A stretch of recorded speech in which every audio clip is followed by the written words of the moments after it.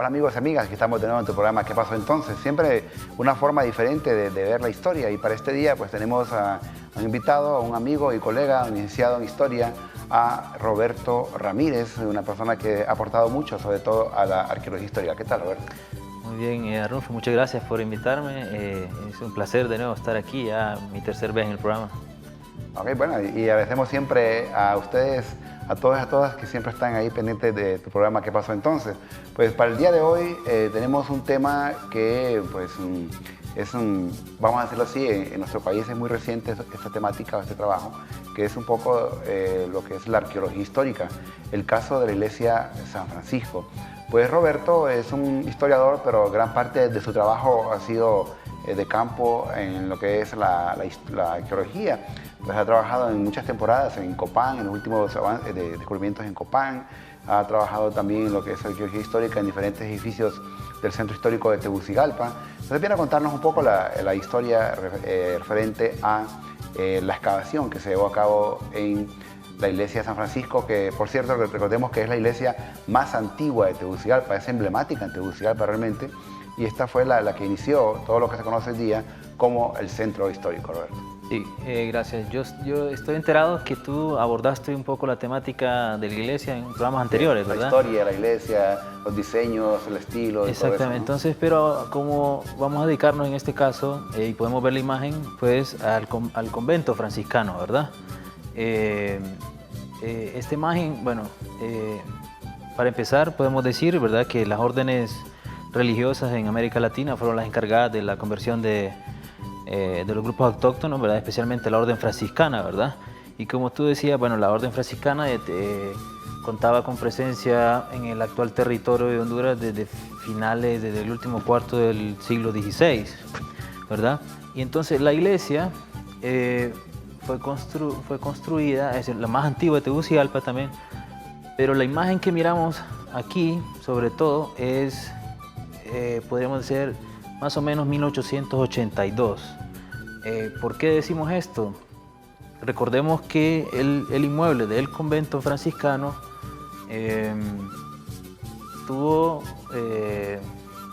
vivió diferentes momentos históricos y culturales.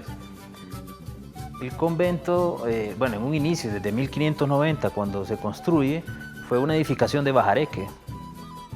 Y esa más o menos a mediados del siglo XVIII, 1730 a 1750, que se reconstruye de piedra, adobe y ladrillo, ¿verdad?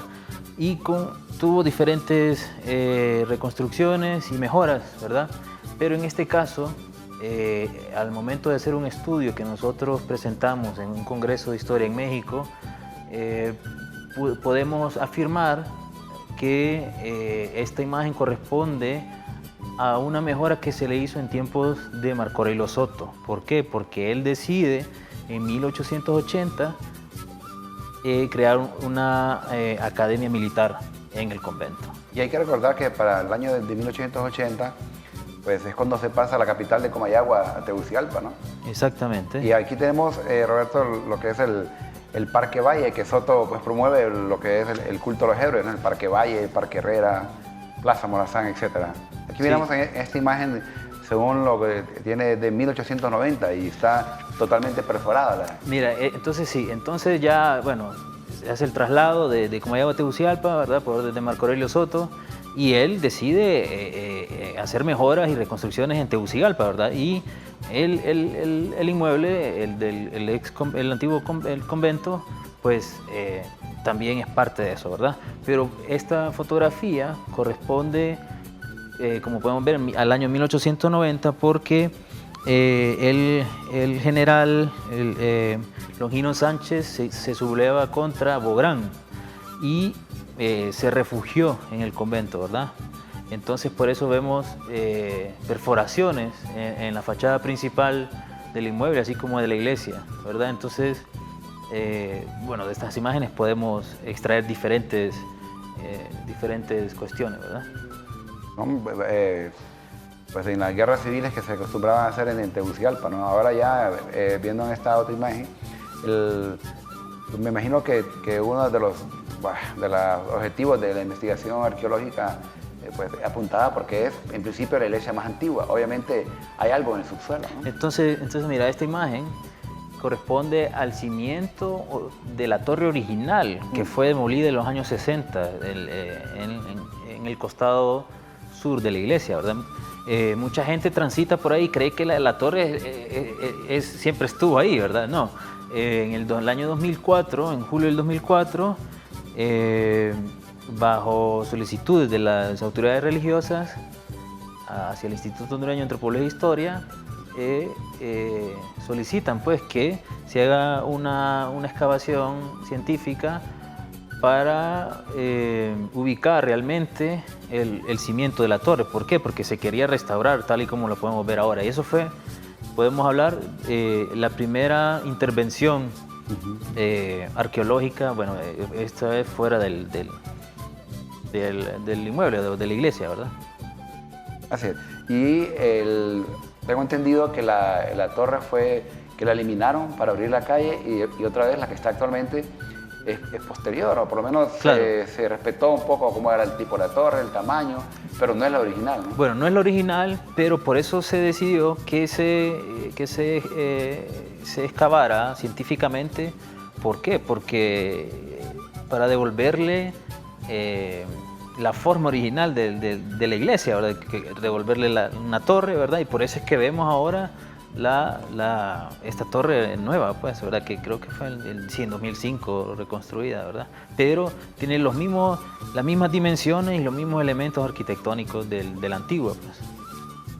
Bien, cuando se inicia esta excavación, ¿cuál fue el primer punto que ustedes excavaron dentro de lo que es? Porque es el convento de San Diego, luego después se cambia a lo que es el cuartel de San Francisco, que se le conoce, ¿no? Como decía quizá al principio, fue el inmueble, desde más o menos 1590, 1592, los frailes franciscanos pues levantan el convento, también deciden construir el convento, la iglesia también, pero eran materiales muy pobres, como de bajareque, ¿no? Y con los años, ya como decía, en 1750 se hace una mejora,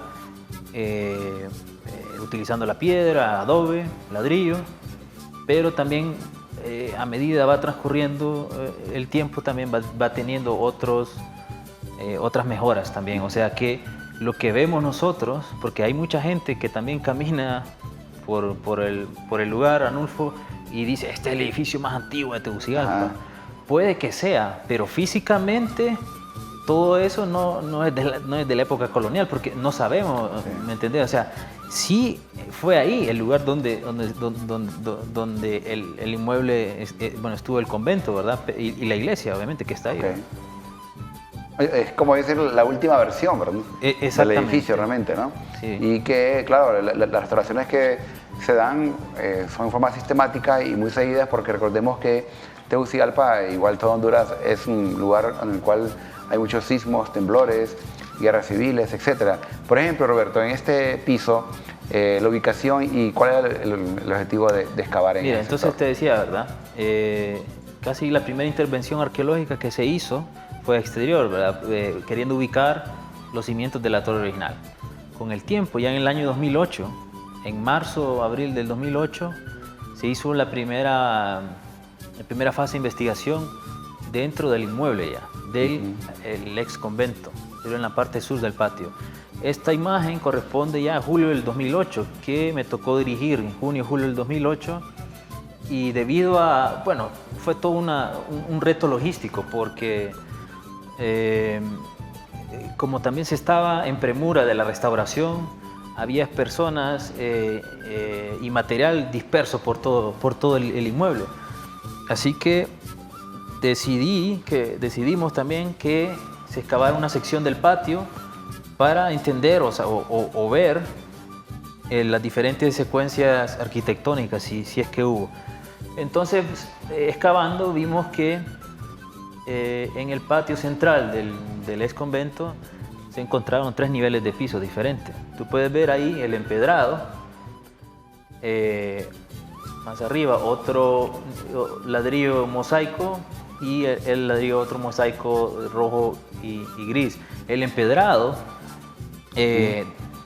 a medida que estábamos investigando, vimos que correspondía más o menos a la mitad del siglo XIX. ¿Por qué? ¿Cómo afirmamos esto? Encontramos justo como base debajo del empedrado diferente material o artefactos arqueológicos y botellas enteras de vidrio que eran de mediados del siglo XIX, pues. Era la evidencia arqueológica, ¿no? Era la evidencia arqueológica. Sobre ese empedrado montaron los otros ladrillos mosaicos.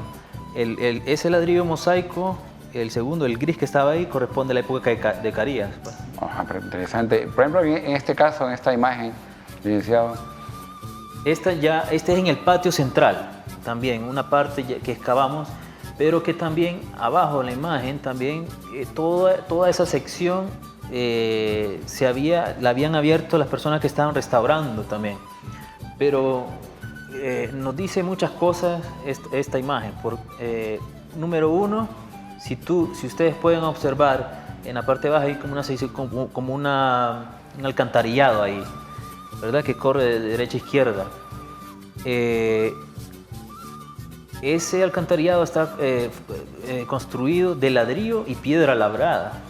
En otra excavación arqueológica que también participé en el edificio que actualmente es el Museo de la Identidad Nacional, encontramos alcantarillado del mismo estilo. Entonces podemos llegar a la conclusión también que corresponde a final del siglo XIX esa construcción. ¿Y por qué quiero mostrar esta imagen también? Porque hay una tubería de concreto, si tú la miras, que va hacia arriba, hacia la caja de registro de ladrillo, que se construye también en tiempos de Carías, en los años 40, cuando él emprende el adoquinado de las calles de Tegucigalpa y el alcantarillado también. Bien, vamos a hacer una pausa y usted no nos cambie. Estamos hablando acerca de arqueología histórica de la iglesia San Francisco. Ya regresamos.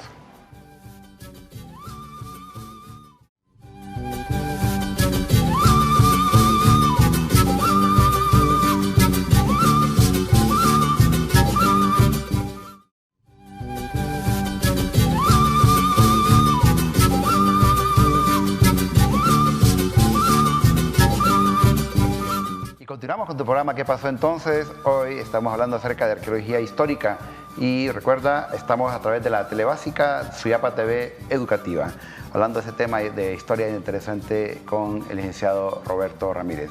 Roberto, el trabajo arqueológico en las iglesias en Honduras es muy poco. Básicamente, pues se ha hecho sobre todo en algunas iglesias de tipo pues, colonial, catedrales, etc. En este caso, en la iglesia San Francisco, sabemos que es de los primeros trabajos que se han hecho a nivel arqueológico. Bueno, se han hecho arqueología histórica en otros inmuebles religiosos, creo que en Gracia, pero no recuerdo los años en ese momento, pero también en Tegucigalpa, en la antigua Casa de Rescates, en la Catedral Metropolitana, en el antiguo Hospital de Tegucigalpa, ahora MIN, y en el convento franciscano también, ¿verdad? Esta construcción, siempre encontramos en algunas construcciones algunos sellos de ciertos presidentes, en este caso de la administración Carías. ¿Por qué, si es una iglesia colonial, aparece el tema de la administración Carías? Ok, bueno, esta imagen yo decidí tomarla porque estando en la excavación arqueológica, en la investigación, pues queríamos registrar elementos que nos aportaran información, ¿verdad? Para poder entender el inmueble. Y este ladrillo mosaico estaba colocado en un cuarto del suroeste del inmueble. Recordemos cómo era el general Carías, ¿verdad? Él le gustaba implementar su sello, es decir, bueno, esto también nosotros lo mejoramos, lo hicimos, ¿verdad? Y él también pues ayudó a darle mejoras al inmueble, pues entonces también podemos ver estos sellos. Yo quiero mencionar algo que lamentablemente cuando se restauró el inmueble, como que removieron estos ladrillos y los pusieron en otros lugares del inmueble, quizás no asesorados de una buena manera, ¿verdad? Claro, y siempre miramos este tipo de sellos que hoy día sería como una placa, ¿no? Y algunos presidentes, que el caso de Carías, que recordemos que fue el presidente que ha estado más tiempo en el poder, 16 años. Vamos a ver en este caso por qué este sector ustedes lo marcaron. Mira, quizás esta es una de las imágenes más importantes que tenemos o que contamos en la investigación para entender el inmueble, el ex convento franciscano, ¿verdad? Como se decía, ¿verdad? Ahí, que era el inmueble más antiguo de Tegucigalpa, que todo era de la época colonial, no, ¿verdad?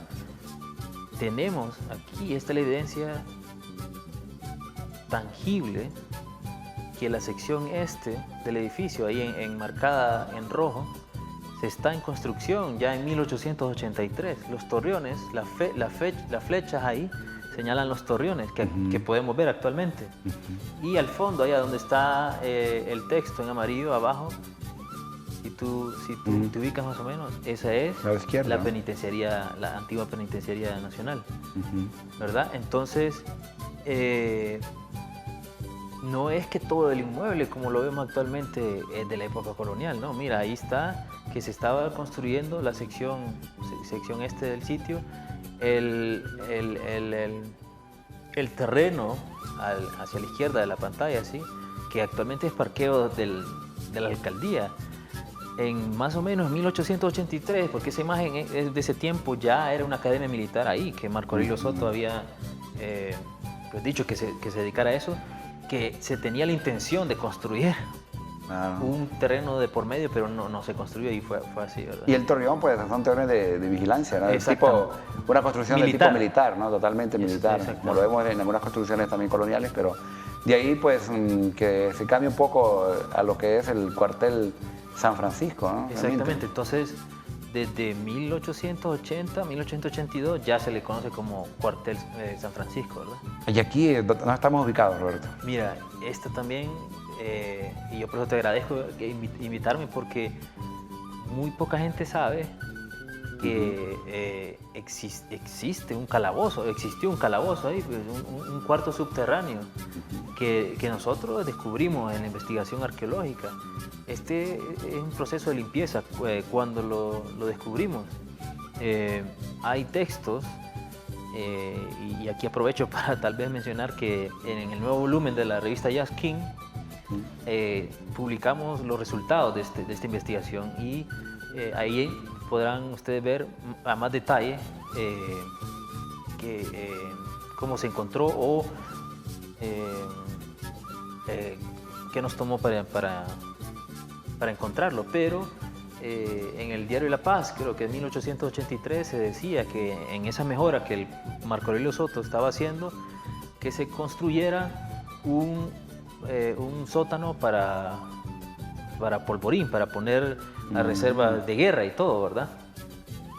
Es decir, que este subterráneo lo hicieron en la época de Marco Aurelio Soto, no fue en el tiempo colonial, la época colonial. No, ese fue en el tiempo de Marco Aurelio Soto, pero con el tiempo fue teniendo diferentes usos.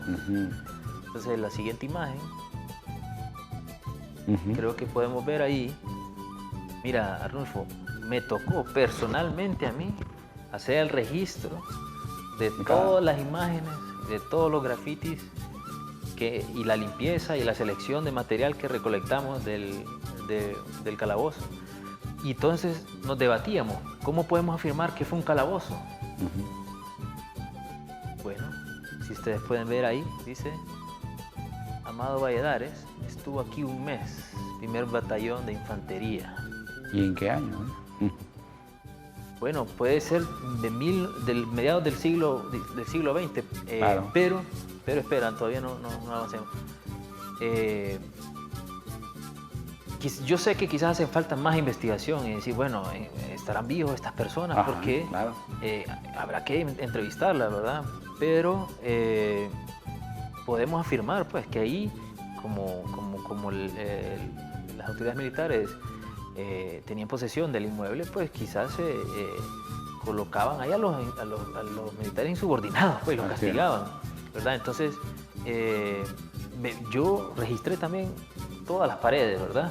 Entonces, vemos en la parte superior izquierda uno de los respiraderos del calabozo, tenía dos en el costado izquierdo y derecho, y apellidos. ¿Cómo reconoces tú a los militares? Ellos se llaman por apellido, ¿verdad? Así es, no es el nombre, es el apellido. Y entonces vemos ahí apellidos de diferentes personas, Centeno, incluso fecha, enero Pizarro. 26 de 1956 puede ver abajo.